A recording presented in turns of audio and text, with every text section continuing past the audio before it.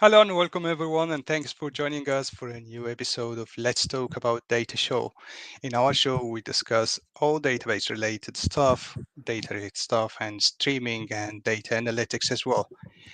My name is Ibrahim Amar. I'm a database specialist solutions architect. I'm based out of London, and today we have an interesting topic to discuss.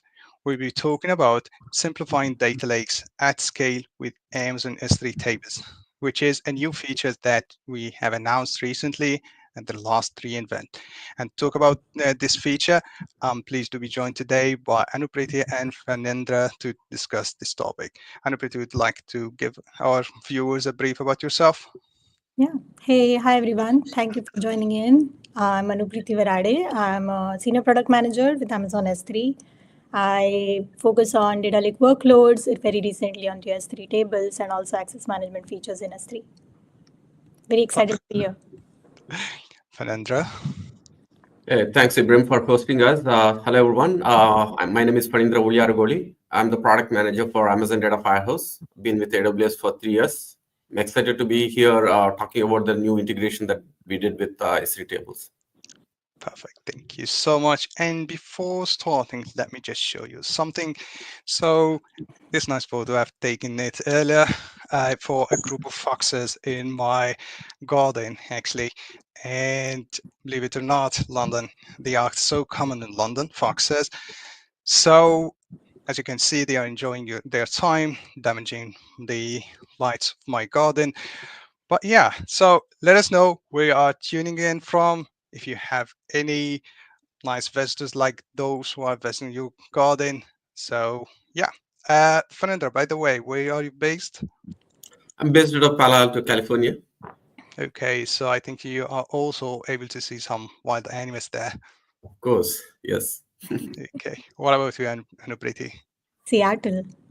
And we do have Okay, forests and wild animals here as well. okay, that's nice.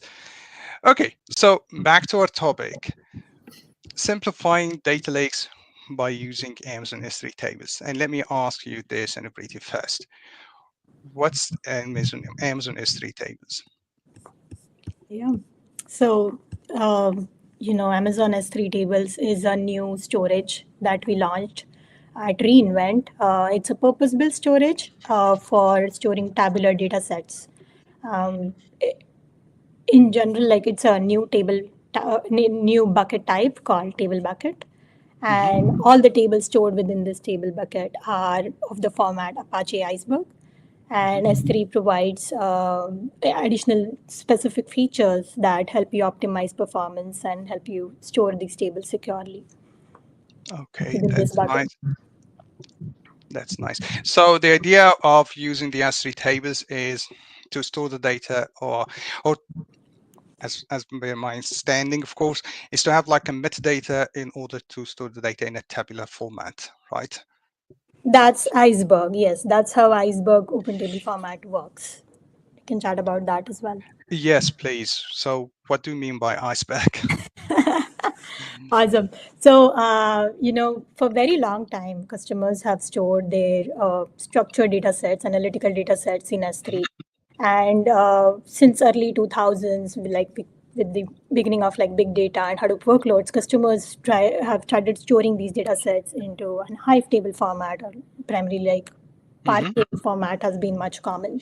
Mm-hmm. However, as the use cases have evolved and our needs have increased, these traditional formats, how the way they are stored, like in S3, they are stored in as like objects and prefixes, mirroring very much like the file systems with files and folders. Also, because when these workloads moved from on-prem systems to cloud, they had the similar structure, and that's how they were structured back then. But as use cases became more complex, we needed a better way to store this data, so that we could do things like maintain data consistency with multiple applications working on the same data sets, or evolving the schema of the data sets change over the time. And doing all these things is like involves more complexity and has made it more time consuming process of when at scale. So what open table formats do really is like they provide this better framework to organize these data sets in your storage. So you're still storing the data in your Parquet, but this open table format like Iceberg adds an additional layer called like metadata layer on top of these Parquet files that really help you structure and understand, figure out the where these data sets are located. So this metadata layer is actually forms the basis of a number of Iceberg capabilities, like all the new cool things that Iceberg adds onto these traditional workloads, such as like transaction supports, flexible schema and partition evolution, ability to time travel and roll back to a previous snapshot, thus making it more easy for the customer to reliably handle their evolving data sets. Okay, got it. So usually all the traditional data lakes that or the data lakes I'm aware of how you are going to load data into the data lakes. It's like you, you load data in batches, and if you need to change anything in the schema or you need to modify the data, you need to reload the entire data set again. So I believe with something like that, you're solving a problem like this. So making it like more like a transactional data lake, right? Yeah, so yes. So in Hive, if you were to change like a column or something, Mm-hmm. you would have to rewrite that whole data set, that file. But in Iceberg or like in open table formats, you just like it adapts from the time when you make the change, so you don't have to rewrite the whole data set again, but only the change parts that are changed since like your edit. That Okay. that makes it very easy and lightweight for the for like the complex use cases, and we are moving at a very fast pace. Data landscape is changing fast. Data needs are changing fast, and customers really want something very lightweight and flexible as these open table formats. I see. And I think this flexibility is coming from the fact that the metadata is stored separately from the files themselves so that you can change, or the iceberg, the metadata. So you can do the changes there and then it will adapt, or the data will adapt to the changes that you have done without the need to reload them again. Exactly. Yes. Okay. That's something interesting. So in that space, so the S3 tables is like an implementation for the iceberg, or how? Yeah. Okay. So Icebook provides these cool benefits like transaction support and, like I mentioned, time travel, schema evolution, right? But implementing these at scale and to operate efficiently and securely requires effort. And what S3 Tables does is just simplifies this journey for our customers. Hmm. Specifically, like S3 Tables, now that we understand this is a separate bucket, that stores the Iceberg tables, we now Hmm. can offer you more controls and features that are specifically optimized for Iceberg tables stored in the storage. And on a high level, and we can get into the details of it, but on a high level, like this bucket is optimized like for a high performance, better performance on the security side, simplifying security controls and also giving controls to optimize your storage cost. Okay. So you keep mentioning the time travel benefit of using the iceberg. So can you give us a brief? What do you mean by time travel? Yeah, so in Iceberg, your updates to your table are immutable. So every Hmm. time when you write to a table, that results into a new snapshot. Okay. So that means that if I'm adding a row now, imagine like I just added a row to my table, so that's my snapshot number one. After 5 minutes, I added another row to my table. That's going to be my snapshot number two, with new file, just the new row that I added.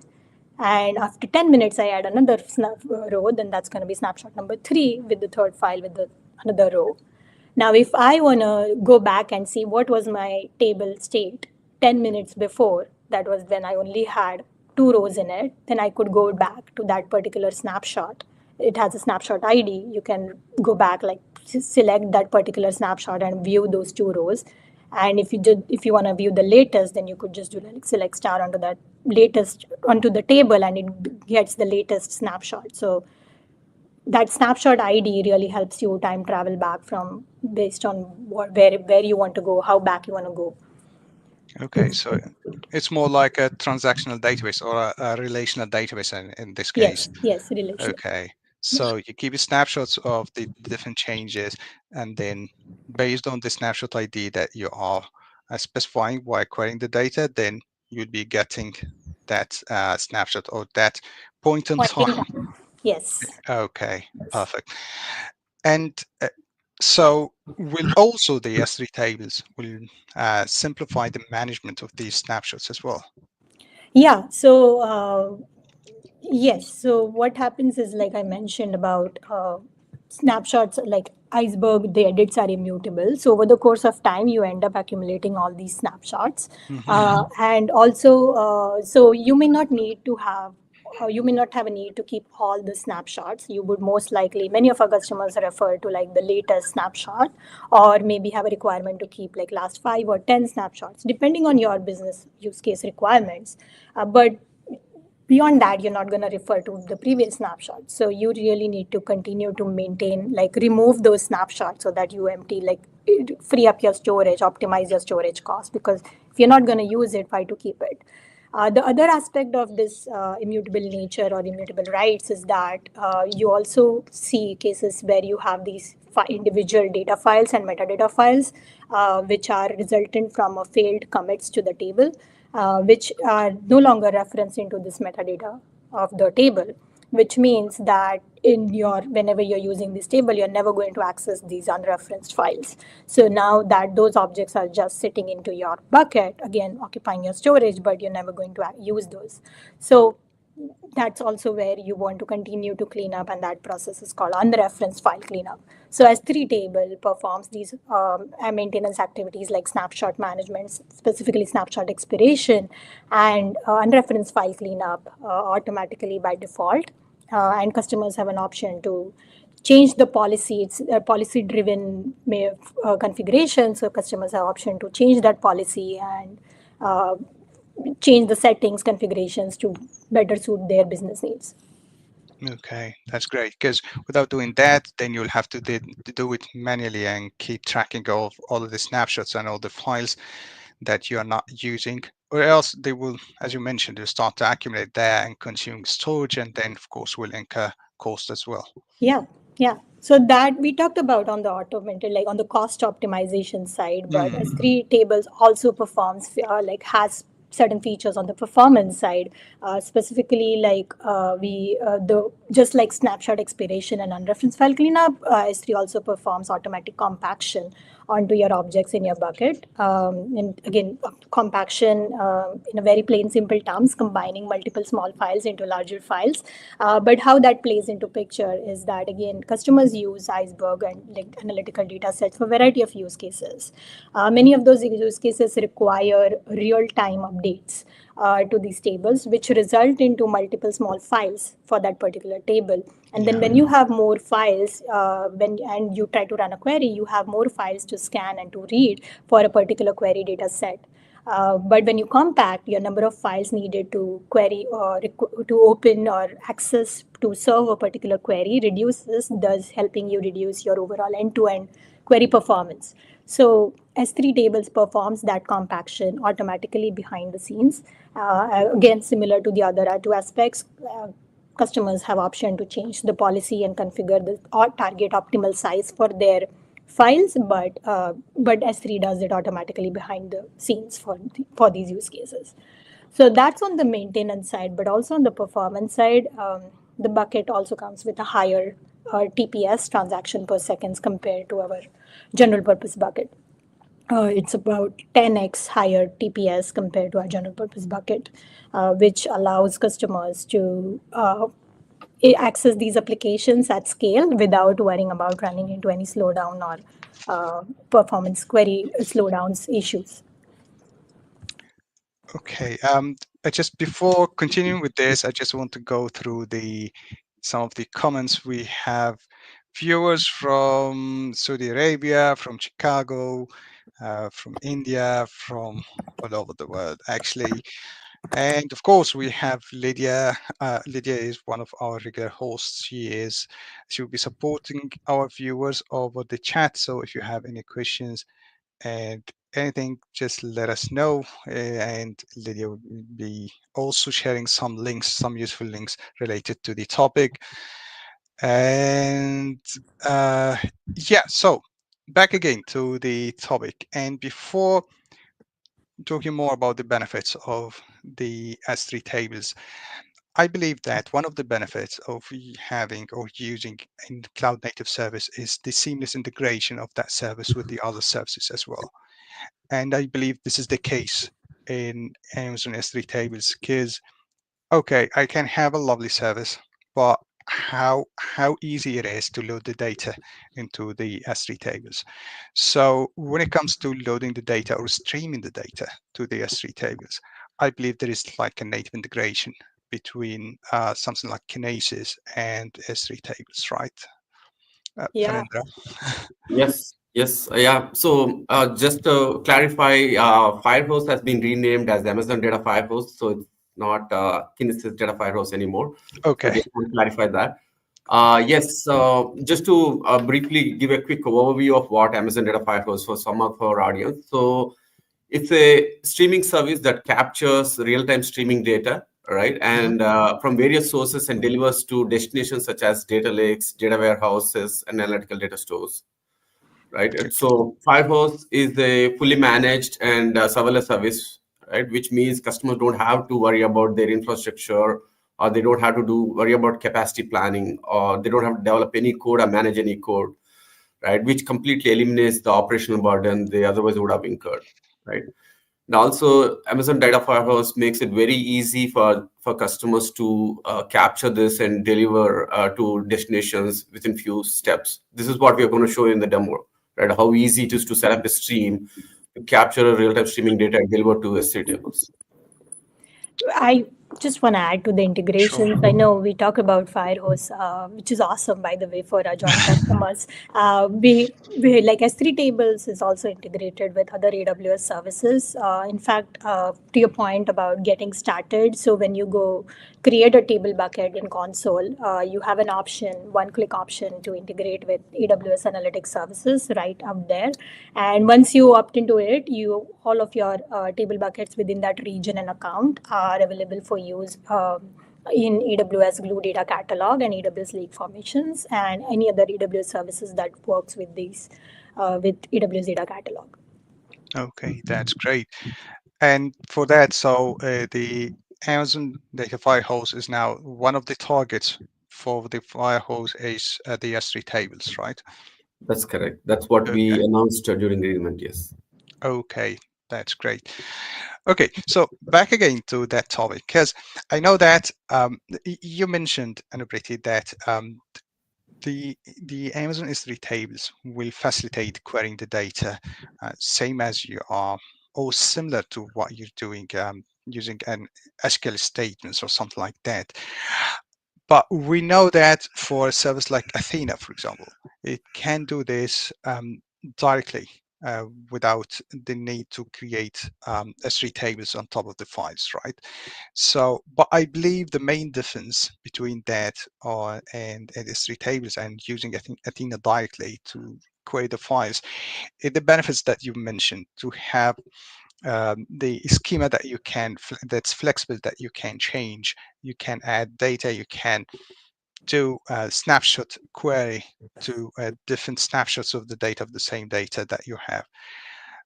So I believe this is the main differences between using Athena directly and using Athena, because I know that Athena is also integrated with Amazon S3 tables, right? Yes. So yes, Athena works with Amazon S3 tables. I think the difference.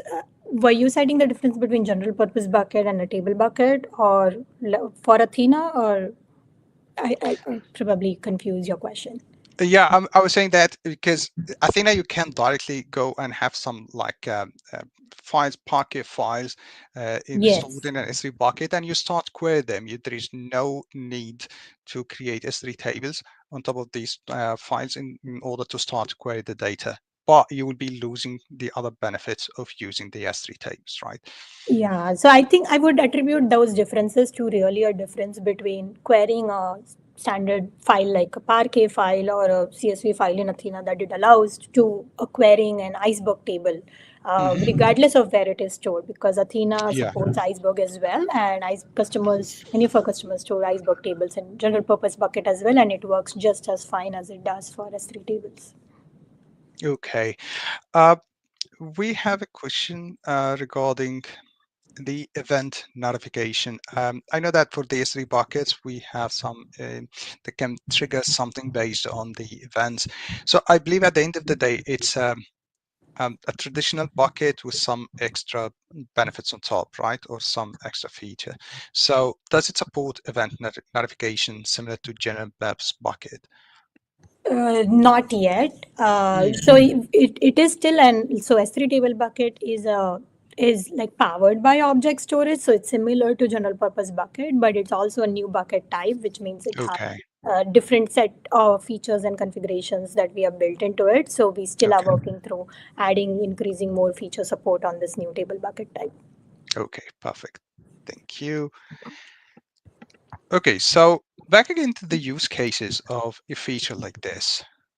You talked about the data lakes and giving more flexibility to the customers uh, to manipulate the data lakes. So what are the use cases that do you see our customers are using the S3 tables for?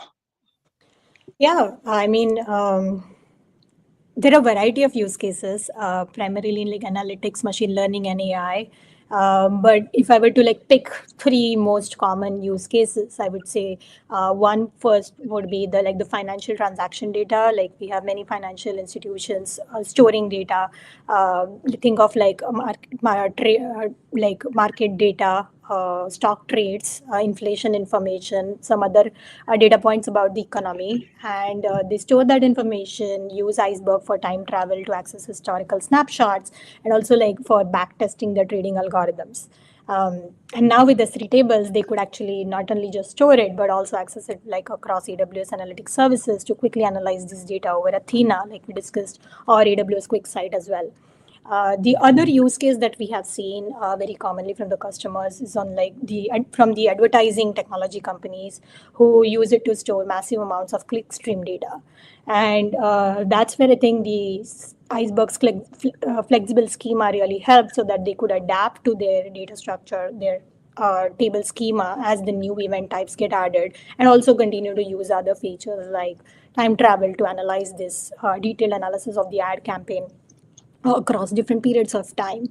And additionally, now, like with the S3 tables, security, like table level access controls, these customers don't need to worry about managing, like modifying their policies to adapt to the growing data sets because our policies are configured at a table level.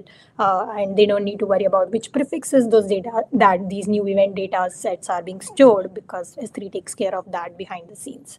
The third most common, and I think Fernandra might have something more to chat in here, is about the logs and the events data aggregation from IoT platforms.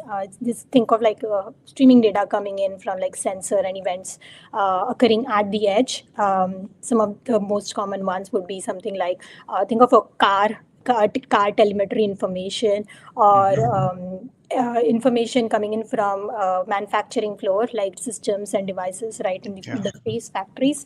That information comes in, and what with the like Iceberg's asset compliance, as well as the helps really customers to ensure the data integrity of their data sets, while supporting these multiple writer coming in from like different edge devices to write to the same data set all at once.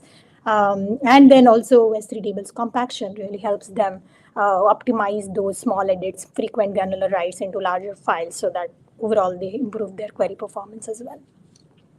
Okay, when you are talking about that, all this feature and asset compliance and all of that, I'm thinking, wow, it's like a database engine running on top of the bucket itself. So that's really amazing. I will go back again to that interesting use case that you've mentioned about the IoT or the logs that's coming from different sources, because we would like to know how the entire solution will look like. And I think Fernandra will walk us through a solution like that. But before this, I just some of our viewers are keep commenting saying, hey, hello from Kenya, from Canada, from Indonesia, from Ecuador, USA, Hyderabad, Malaysia, Brazil, Hi everyone, thanks a lot for joining. We are still discussing the Amazon S3 tables, which is a new feature that has been announced last reInvent. And for that, we have Anupriti and Phanendra. So Phanendra, the use case that we were just talking about, Yeah. if you can just give us more details about how it looks like in real life, from the moment that you are getting data from how you're going to load the data into the S3 tables, how you're going to collect them and load them, making sure that, as Anupriti was saying, the data integrity and all that. Sure. Yeah, so stepping back a bit, so as Anupriti pointed out, there are various streaming data sources that customer ingest data into Firehose. It could be clickstream events from websites or mobile applications. It could be application logs, metrics, infrastructure logs and metrics. It could be IoT events, and there are various kinds of hundreds of data sources, that customers have. They would like to consolidate all this data into a data lake in Iceberg format, and Firefox makes it very easy for them to bring it. Right, so there are multiple options for them to ingest data to Firefox. They could use some of the existing AWS services such as Kinesis Data Streams or Amazon MSK, or they can directly ingest into Firefox using the APIs available in the AWS SDK. Yeah. Besides that, 20 plus AWS services are tightly integrated with Firefox, makes it very easy. Just with a few clicks, they should be able to get data into Firefox, right? Mhm. So besides that, we also recently integrated with databases such as MySQL and Postgres, which enables customers to bring in, replicate database changes like CDC changes into Firefox. So as you can see, so Firefox can enable customers to bring all the streaming data along with the database data, consolidate everything in data lakes and Iceberg format in a simple and easy to use fashion. Right. So once they ingest, what happens is Firefox temporarily stores this data in a durable storage internally, right? And then process it depending on the configuration that customer sets. For example, any transformation they would like to do on the data, right? And then deliver to S3 tables here. And to integrate to write into S3 tables, Firefox uses a Glue Data Catalog for cataloging needs, right? And then identifies the table, then basically writes to that particular table of interest. Okay. And I think we have a demo that will show us a part of this process, right? That's correct. Yes, we will show the end-to-end data movement all the way to S3 tables. Yes. Okay. Okay, so we have some, okay, if we have viewers from India, Dubai, and then there is a question, and Thailand as well. There's a question about the S3 tables and how they are compared to DynamoDB. Also, is the main goal of creating S3 tables to provide some schema structure to the files loaded? I believe this is the main one of the main goals of creating the S3 tables, right? Is to give the schema to the data that you have in your S3 bucket, right? Yeah, so that's more of, I would say, it is S3 table supports, but via open source Apache Iceberg format, which allows you to give that structure to the actual data sets stored in S3. Okay, so when it comes to the S3 tables and comparing it to the DynamoDB, I believe they are serving different purposes. DynamoDB is mainly key value or key management database that takes all the hassle of the operational task away from our customers. You just create the table and then you add the entries into that table and the maintenance of the table and the storage underlying storage and everything is being handled by the DynamoDB itself. But I believe it serves a different purpose. We covered some of these benefits or purposes in last week's session. So if you can just have a look on the notes or the community page that we have for the show, then, and if you review the last week's show, you would be able to see some of the use cases or the differences between the DynamoDB and the S3 tables. Thanks, Chanel. Okay. Okay, so back again to the streaming, and I believe we can show our viewers a demo for what you were just talking about, Phanindra, right? Yes. Would we start with how do we create S3 table bucket, S3 tables, If or Yeah, let's just give our viewers an overview about the demo itself, and then we can start by creating the tables. Okay, I can start with the initial part. Fortunately, my demo is not I'm not able to pull it up. So to a rescue, we do have something which you all can refer to as well, and Lydia can share the link to that as well. But essentially, we would like start with creating a table bucket, assuming you don't have one already. If not, go try it out, test it out. But essentially, the first step would be to create a table bucket, which you can see on, if you go to your management console, you're going to see it on your left hand side. There's a tab called Table Buckets. Once you click on that, you go to a page to create a table bucket. It's as simple as providing your name to a bucket and creating a bucket. Once you create a table bucket, actually, is that my cursor? Yes, it is. One second. Okay, cool.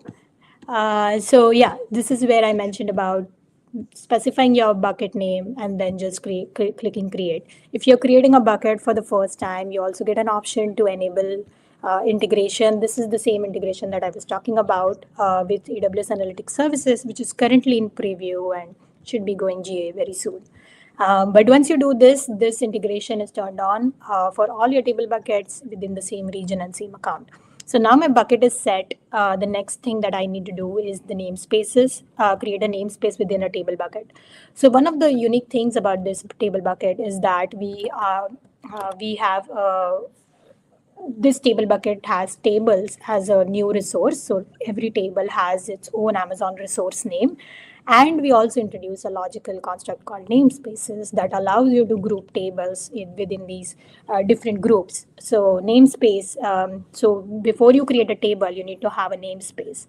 Typically, the uses because how customers use namespaces is like, let's say if you have tables belonging to a particular project or a team, then you want to name that namespace after them, or you have some tables belonging to a particular customer, like in case of like multi-tenant use cases, then you can create a namespace specific for that customer. In this case, we are just like creating a simple demo namespace. In here, we are using our CLI to create that namespace. We're naming it as S3 tables demo namespace. So now at this stage, like my namespace will be created. It returns like my table bucket on as well as the namespace value that I entered. And then, sorry, regarding yeah. the namespaces, is that like a logical collection of tables? Will that Okay, so for the permissions, will it be related to the namespace or? Good question, actually. On like permission side, S3 table buckets offer table bucket policies, which is very similar to general purpose bucket policy. There's also you option to set up a policy at the table level, so you can configure permissions for a specific individual table. Or there's a third option to your point of namespaces is that you can specify permissions for a specific namespace by adding that namespace in the condition key of your table bucket policy, and then you can give permissions all for those tables within that specific namespace. Okay, perfect. Thank you. That's a good question. Thank you. So the third step. So now that we created a namespace, we can go create a table. There are many ways to create table, and most common being like using a SQL engine and to create table definition. In this example, we picked like a CLI version to create a table. But so it's basically just a small, simple JSON schema file that we pass. And in this demo, we are only showing like 3 columns. So ID, name, and value. These are the 3 columns that we'll be using. And when you run this command, your table is created onto your in your table bucket within the namespace called S3 tables demo. S3 tables demo namespace. So I have this thing, but actually Phanindra already has a live demo to share with all of us here today. So maybe I'll switch to Phanindra at this point. Okay, Phanindra. Sure. Thanks, Anupriti. Let me start. So let me briefly explain what I'm going to show. What I'm going to show is how easy it is to use Firehose to set up a stream to deliver data to S3 tables, right? First of all, for this particular demo, I've pre-created the S3 table bucket, the namespace, and S3 tables that right following exactly the steps that Anupriti has mentioned. Right, since S3 tables is directly integrated with Glue Data Catalog and Lake Formation, as soon as I create these objects, these resources, right, are automatically populated in Glue Data Catalog and Lake Formation. So let's first jump to Lake Formation and see, right, how these resources will show up there. So as you can see in my screen, right now there are two catalogs. One is the default data catalog, which we used to have in Glue before. The new one is the S3 tables catalog, and this is where the table buckets and namespaces and tables are created. If you click it and go inside, you'll be able to see there are multiple databases, but the one that I pre-created for this particular demo is the S3 table demo bucket. Okay, this is the top level parent, right? Once you click it in, then you will basically see the S3 table demo namespace which I pre-created again. This is more like a database, and once you click and select the view tables, you'll be able to see the table that I created under this namespace. This is S3 tables demo table. Okay, so this is the table that we will be writing into, right, using Firehose. Going back, as I shared before, on the catalogs, there are two catalogs. One is the default data catalog and the S3 table catalog. Currently, Firehose supports the default catalog only. So, which means I have to establish a link, right, database link from default data catalog to the namespace in S3 tables catalog, which enables Firehose to access, right, all the S3 tables that is created on S3 table catalog. Okay, so for that, if you click it, you'll be able to see a lot of databases here, but the one that I've created is the sales database. This is a new resource type called database link. And if you click it, it's basically a pointer to the to S3 tables. Okay, it's a connection to S3 tables, and that's how Firehose is able to access the S3 tables using default data catalog account. Okay. So yeah, Phanindra, before moving away from the lake formation, because we actually had a question from Sam was asking about how about using the lake formation. So my understanding is that the lake formation is the centralized location where you can centralize the permissions, and what else you can do using the lake formation, because I can see from this you're doing almost all the configurations through the lake formation itself, right? Correct. So it's a centralized access control for S3 tables.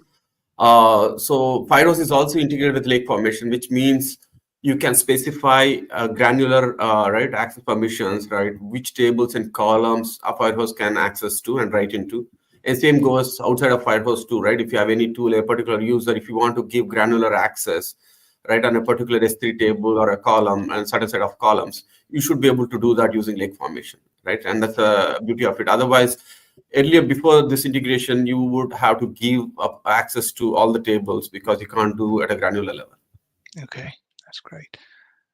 Okay, perfect. Now we have seen, we need two tuple information here. One is the database name, which is sales database, because I will be using the database link in the default data catalog, and S3 tables demo table bucket table that I've created. Those are the two tuple information I need to for Firehose to write into S3 tables. So with that, let me jump to Athena to quickly see whether we have any data there. As you can see in Athena, I can pull up the demo table bucket that I created, S3 table demo namespace and S3 demo table. So if I run the query now, you should not be seeing any data. Okay, it still has some data, but let me clear that up. Probably it was there from my previous dry run. So what you're doing now is you're deleting the data from the S3 bucket itself. That's correct. It's basically deleting cleaning up all the data. Yes. So as you can see, it's I've deleted all the data. So let me go back to select query again so that we can see the data once the Firehose writes into it. Okay. Okay. Now let me jump to Amazon Data Firehose. So I've already pre-created a stream to show this data movement, right? Which is S3 table demo 2. But let me go through the steps, right? So that our audience can see how easy to set up a stream. Okay, so first step in setting up a Firehose stream to write to S3 tables is selecting the source and destination. In the source, there are multiple options. As I shared before, customers can ingest data into Firehose through any of these options. It could be data coming from Kinesis data streams or Amazon MSK, or they can directly write into using direct port, or they can use the existing new integration that we enabled, which is pulling data from MySQL and Postgres CDC changes, right? So for this particular demo, I'm using direct port because I'm using a open source a tool called Kinesis Data Generator, which uses the APIs available in the SDK. So I will be selecting direct port. Okay. Okay. Just one question again. Sorry for interrupting you, No Phanindra. But one of our viewers was asking about migrating the existing Parquet tables to the S3 tables. Yeah. Is that possible? Yeah, so we actually launched AWS solution that allows you to migrate your existing Parquet data sets to S3 table bucket. Let me share the link with you all. And there is a blog Okay. also. Lydia would be sharing that. Okay, Awesome. perfect. Okay. Thank you. Great. And there is a blog as well. Okay, that's Correct. great. Okay, another one, and I believe Lydia already shared the link for that, the pricing for the buckets and the S3 and whether they are the same or not. And I believe there is a link that Lydia has shared as well. Okay, I'm sorry. Go ahead, Phanindra. Yeah, what I was sharing is there are multiple options for customers to ingest data into Firehose, right? So they can consolidate all this streaming data into S3 tables and start using for analytics and AML use cases. So coming to destination, again, there are multiple destinations the Firehose supports. For in this case, they need to select, customers have to select Apache Iceberg tables. Again, this is the same destination, whether they want to use self-managed Iceberg tables or S3 tables. So from a Firehose point of view, both are same. It's an Iceberg table. Depending on the database and the table name, Firehose will be able to discover that nature of the table, whether it's an S3 table or self-managed, using Glue Data Catalog and then write into it. Okay. So in this case, let me select direct put in Amazon Data Streams. So customer should give a name. Then as I was sharing before, customers can turn on data transformation. This is an optional feature. Suppose if you want to transform the data before you write into Iceberg tables, you can transform it. You can attach a Lambda and then write a piece of logic that can transform your data. The next step is to configure the destination. In this case, since it's Iceberg table, there are certain steps they need to input, certain information they need to input. One is selecting the Glue Data Catalog account. Currently, Firehose supports default data catalog, so that's selected current account. They can also select cross account if it's the Glue Data Catalog resides in a different account from the account that Firehose is in. Then the important step is to enter the database name and the table name. In this case, the customer would enter the database link that I shared before, which was in the Glue Data Catalog, the default data catalog, which is the sales database, is the name of the database. And the table name is what we have created, what I've created, pre-created, which is S3 table, demo table, right? And these are optional. Unique keys the customers would have to enter if they have to do an update or a delete operation. Because to do an update or delete, Firehose has to figure out which particular existing row, right? So it needs a unique key for that. And S3 output prefix is again an optional feature. Suppose customer is interested to deliver error information of this particular table in a specific prefix, they can set this to as well. Okay, so this is one way to configure, right? If they have only one table. If they have multiple tables, we also have another option called inline parsing. Customers can provide a JQ expression for database as well as a table, which means if they have the database name and the table name somewhere in their incoming payload, they can specify the JSON expression. Firehose will go parse it, read it, and then use it for the database and table name. So the beauty of this is, right, Firehose can capture this information in real time and then use it for routing purposes. For example, some of our customers who are using S3 tables right now, they have tens of tables or hundreds of tables. They can configure this for every payload. Firehose will parse it and route it to the right table. Okay. And there is an operation field too here. By default, it's an insert operation, which means Firehose will append the data to S3 tables. But you can always say it's an update or delete. Again, if the operation field is already present in your incoming payload, you can specify an expression for it. So Firehose will parse and figure out if it's an insert, update, or delete and execute the right operation on S3 tables. Okay. Okay. Just one thing before we continue. So one of our viewers as well, I know that we are talking about the blog that, or the solution that you are mentioned, you are discussing right now is mentioned in a blog that Lydia has shared a link for. This is the blog, but one of our viewers is asking if we can request a Terraform code as well. That will give us a better understanding of the sequence. I'm not sure if we have a Terraform code for this or a CloudFormation code. We are working on it. We should be able to provide that pretty soon. So yes, that's perfect. Thank you. Thank you. Okay. Moving on, once they input the database and table name, the next few things they have to configure is the buffer hints. Again, Firehose as a streaming service is a concept of buffering, which means Firehose will buffer the data to a certain buffer size or to a certain buffer interval so that it can generate or deliver larger files. This was specifically designed for S3, but it's quite useful for S3 tables as well, right? The larger the files, the better, because you have to compact less frequently and better query performance.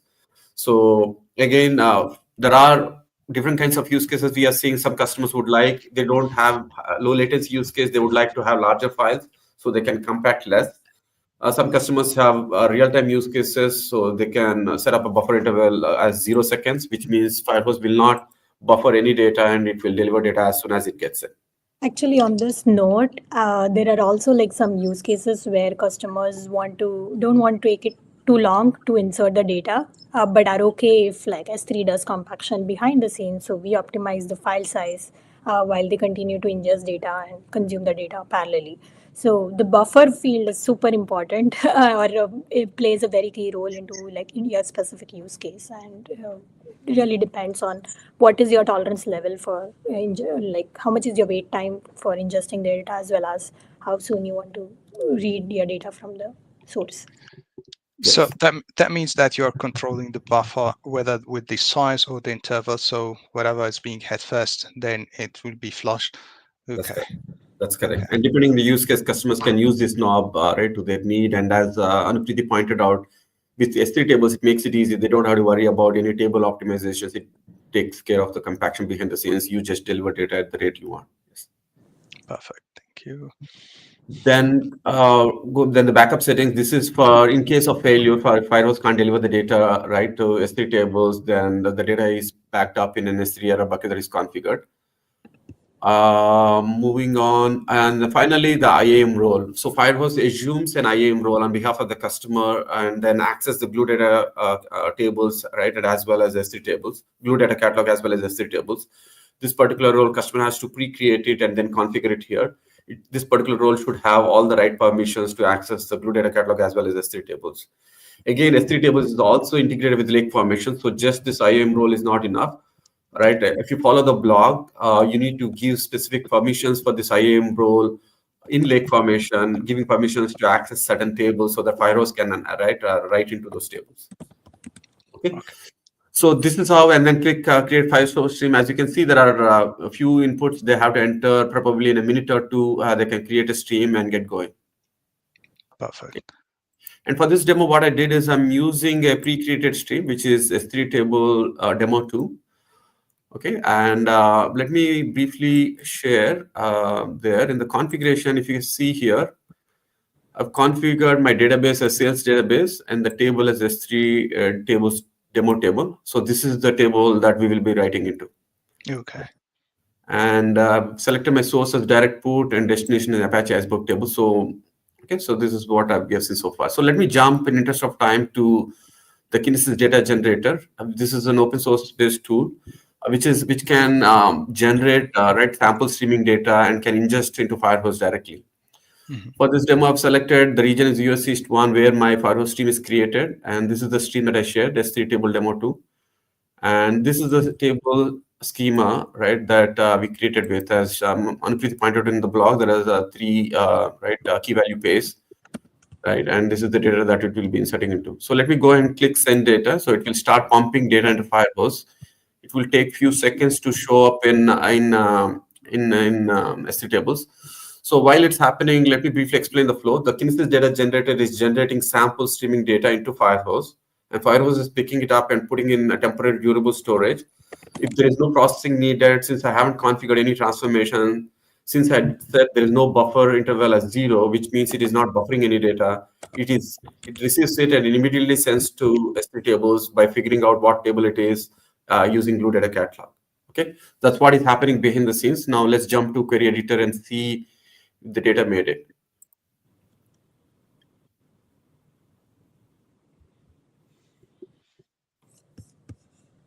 While that comes up, maybe I can take a question. I see. Okay. How we audit in S3 table buckets? We offer support for CloudTrail logs, so you can sign up for those logs and see exactly who and when they are accessing the files within your table bucket. Okay. Thank you. Yeah, another question. I believe you mentioned something about that. Why it's buffering the Firehose? It's on demand, I think. Please correct me if I'm wrong.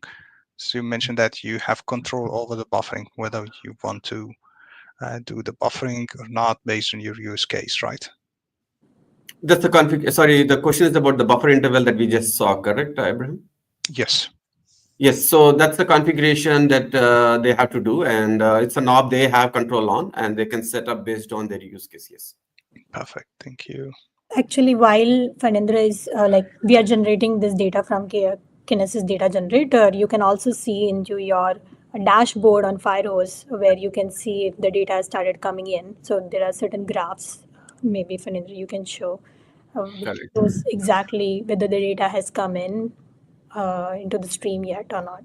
Yeah, so this is the input data records, that how many data records are coming in, right? And there are multiple metrics that it shows. So input push requests, input records, and throttle, right? And how many are delivered to Iceberg tables. So there are various metrics customers can see in the monitoring tab. Okay. Okay. Now let me jump. I don't know. We should have made it by now.